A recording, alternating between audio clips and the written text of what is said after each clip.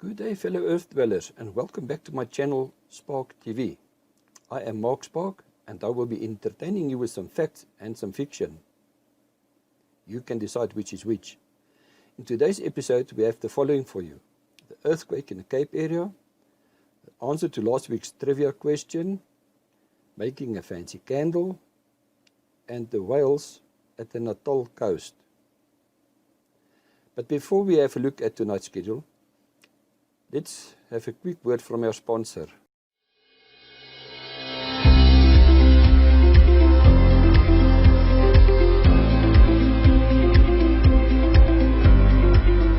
My name is Marcus Leibrand.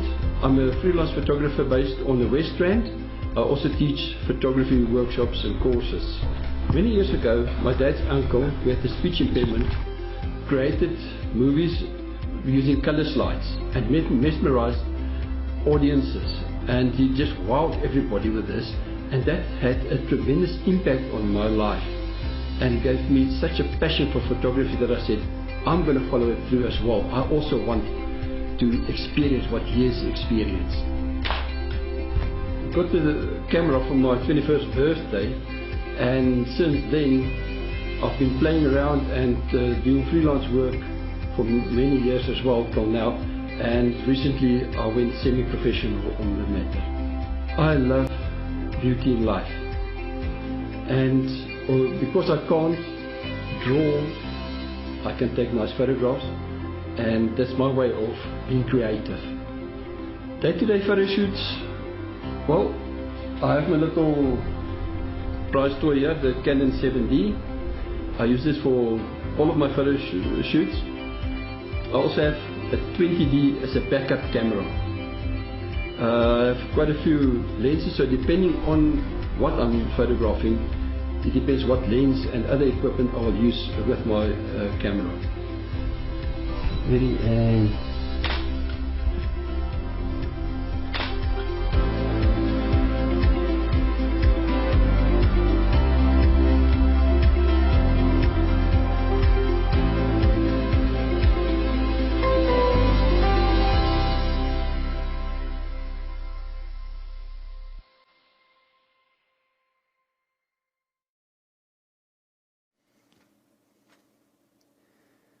Thanks to our sponsor.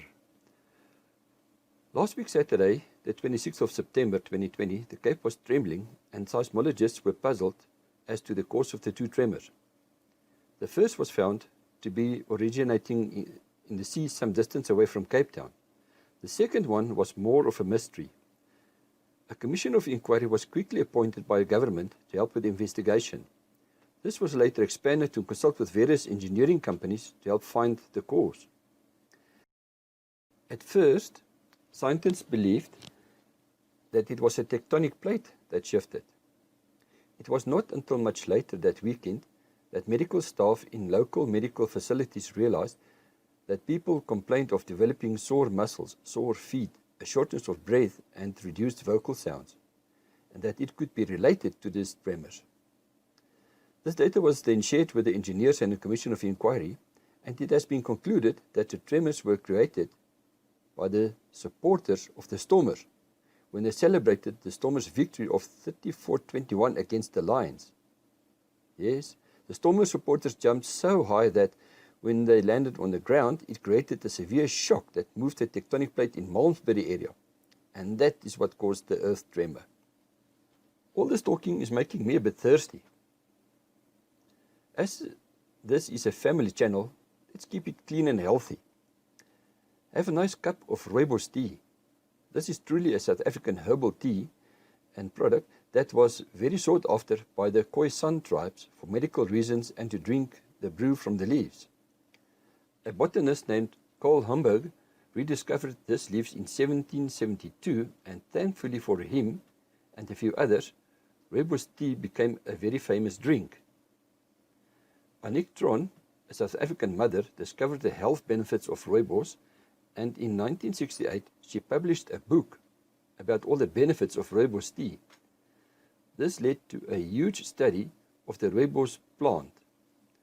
For more information, you can click on the link I've left below in the links for you. In the previous episode, we wanted to know what was Africa's name before it was named Africa. Well, congratulations to Chris Hubert for submitting the correct answer. The correct answer is Elkebulan. This name translates to Mother of Mankind or the Garden of Eden. The name Africa was given to this continent by the ancient Greeks and Romans. Various theories suggest that the word Africa is derived from both Greek and Latin origin. The Greek word Frika, meaning cold and horror, and the Latin word Africa, meaning sunny. By adding an A in front of Frika, it means a land free from horror and cold. Well, sadly, the winds of change have spread some havoc, and we might have to relook at renaming our little continent. Sorry, I said little. It's a nice large continent. Welcome to Sandy Stone with her business tips.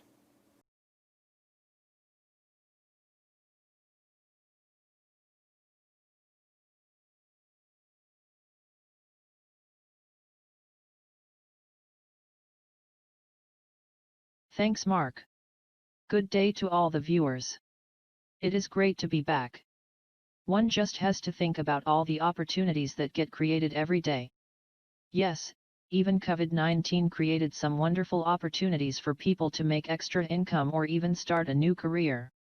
3 items that just popped out like crazy are 1.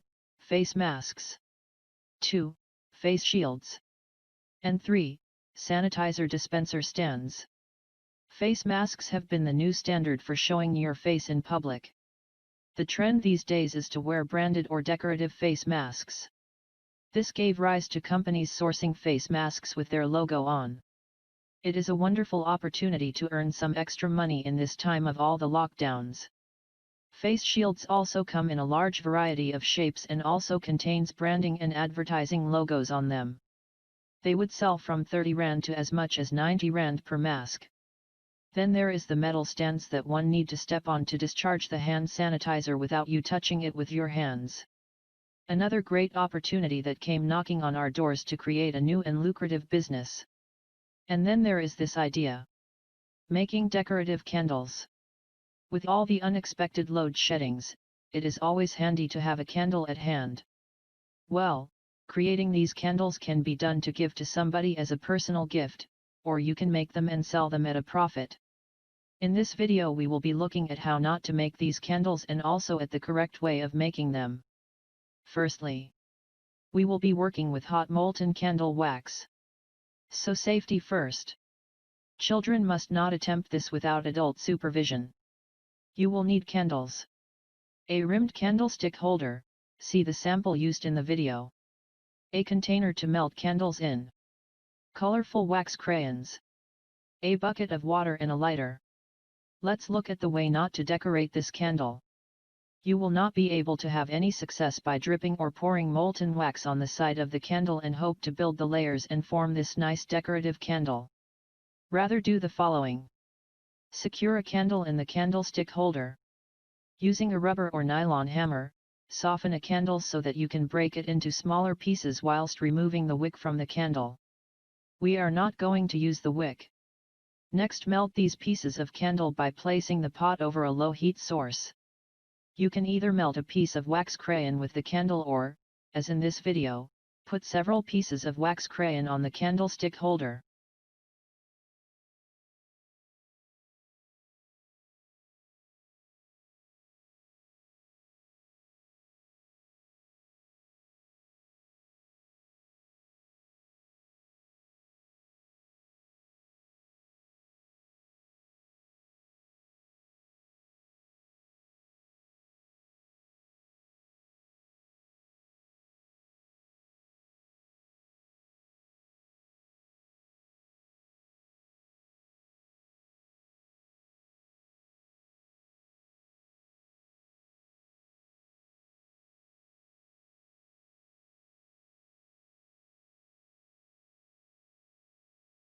When you add the molten wax on them, make sure that they also melt.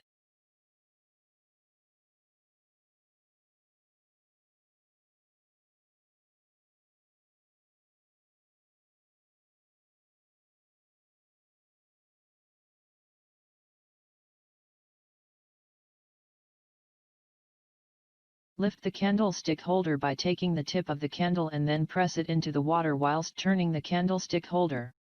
The molten wax will rise as it gets into contact with the water, and by turning the candle, you will create a nice swirly effect with the rising wax. The molten crayons will create a colorful effect in the rising wax. As I said, you can make this as a gift for somebody, or make a lot and sell them for an extra income.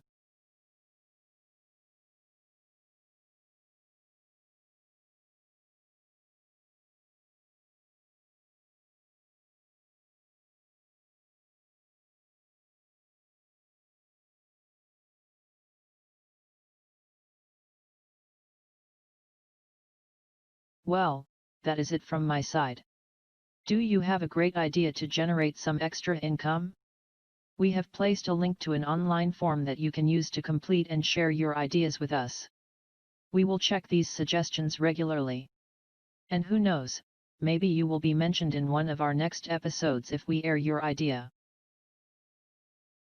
Let's see what Professor Majik has to share with us today via his Skype. Good day, Professor Majik. Hello, Professor Majik, can you hear me? Seems we have a technical issue. While we wait for our technicians to sort this out, let me use this opportunity to remind you to like this video, subscribe to our channel, and share your comments in the comment section below. You will also find a link in the details below to an online form what you can use to submit newsworthy information that you think we might feature in our next episode. This form can also be used if you want to register as a sponsor for one or more of our episodes. Okay, it seems they have fixed this issue now. Okay, good day, Professor Majik. Can you hear me now? Good day, Mark, and good day to all the viewers. Yes, I can hear you. Nice to be back. COVID-19 has in some areas been met with a lot of resistance. People have become controlled, faceless, disinfected home dwellers. We are controlled as to when we may commute and how many people may enter a venue. Further, we are faceless because of the masks that we need to wear. You cannot see people's facial expressions of joy or sadness because of the masks. Every time you enter a shop, your hands get disinfected. And then the lockdown keep you at home with many people working from home as well. Every time you phone a company, they come with the excuse that, due to lockdown regulations, the workforce have been reduced, response times will be delayed due to call center services being provided from staff's homes. However, all is not dull and gloomy. Mother Nature has benefited from the lockdowns. In Asia, a rare turtle has returned to the shore, and in South Africa we can enjoy a pleasure sight of humpback whales teaching their young in the sea just below Durban. Sometimes one can see as many as 20 to 30 whales in the ocean in the view from your window. According to a marine biologist from Durban, it is not uncommon for so many whales to be in our waters during this time of the year. However, what does make this special is that the residents in this area say that it is noticeable that the whales are much closer to the shoreline than before the lockdown started. So, before we moan and groan about the negative impact that this pandemic has on us, let's just stand still and enjoy the blessings of nature.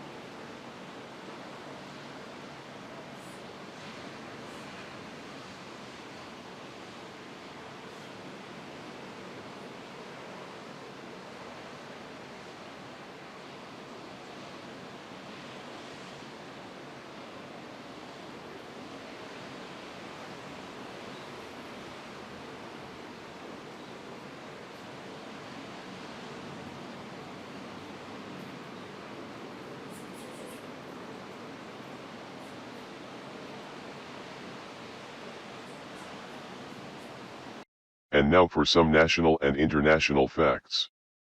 This week in history. On October 1, 1881, Pixley Ka-Isaka was born in Natal. Seme was a founding member of the South African Native National Congress, SANNC, in 1912. In 1923 the SANNC was renamed as the African National Congress, ANC. September 29, 1997. The place, Turkey. A couple of American servicemen were arrested for using foul language in a bar. Turkey does not allow the use of profanity in public places. The prosecutor did however let them off with a warning. Perhaps not a bad law to have everywhere. September 30, 1955. Movie star James Dean dies in a car crash. September 30, 1946. The captain of the British liner the Queen Mary claimed a new world record for the Atlantic crossing of 3 days, 15 hours, and 48 minutes for the crossing from Halifax to Southampton. And finally, October 1, 1908. Ford Model T was introduced to the public and was the first car that was affordable and reliable for the ordinary citizen of the United States.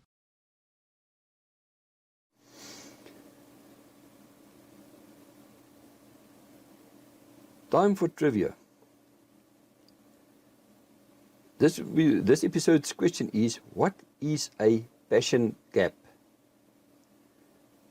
Okay, let's keep this clean, above board. This is a family channel, and post your answers in the comments below. The correct answer will be revealed in our next episode. Next, a quick look at the weather. According to various weather services, we can expect some heavy thunderstorms and rain over the country for the next few days. Seems that the summer rain is making its appearance.